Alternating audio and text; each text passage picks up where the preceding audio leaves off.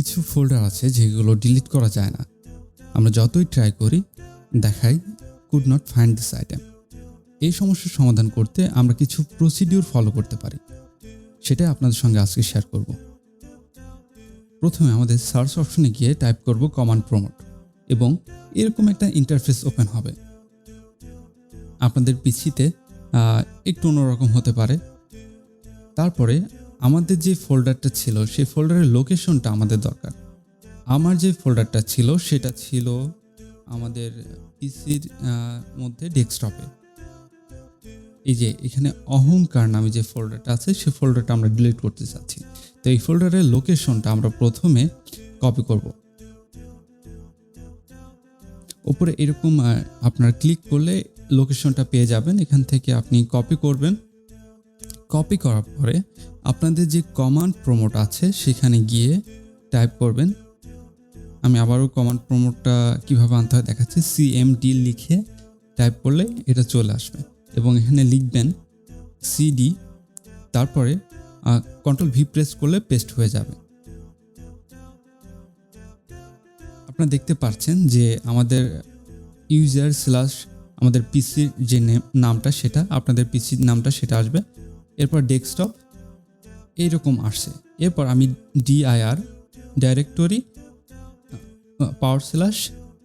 /x এটা দিলে আমাদের যেই ফোল্ডারগুলো আছে, যে ডকুমেন্টসগুলো আছে সেইগুলো আমাদেরকে এখানে শো করছে। যেমন অহংকার বা নিউ ফোল্ডার দেখতে পাচ্ছি, এগুলো আমাদের এখানে শো করছে। এই যে তারপর একটা -1 আছে, এটা আমাদের মূলত যে ফোল্ডারটা আছে অহংকার, সে অহংকারের যে নামটা সে নাম মেন নাম। তো এটা আমরা মূলত ডিলিট করতে চাচ্ছি। তো ওখানে আমাদের যেটা করতে হবে, প্রথমে আমরা এটা কপি করব। কপি করতে হলে আপনাকে প্রথমে যেটা করতে হবে সেটা হচ্ছে আপনাদের মাউসের কার্সর সেখানে নিয়ে গিয়ে এমনি জেনারেল আমরা যেভাবে কপি করি ওইভাবে কপি করে Ctrl+C প্রেস করলেই কপিটা হয়ে যাবে। এরপরে আমরা চাইবো হচ্ছে এটাকে ডিলিট করতে। সেজন্য আমাদের যেটা দরকার সেটা হচ্ছে RMDIR, যেটা হচ্ছে রিমুভ ডাইরেক্টরি, এরপরে /Q/S এবং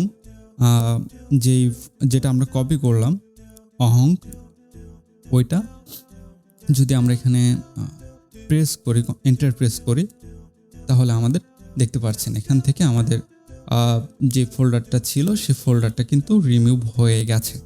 এরকম যে ফোল্ডারগুলো রিমুভ করা যায় না, আপনারা চাইলে ইজিলি সেই ফোল্ডারগুলো এখান থেকে এভাবে ডিলিট করতে পারেন।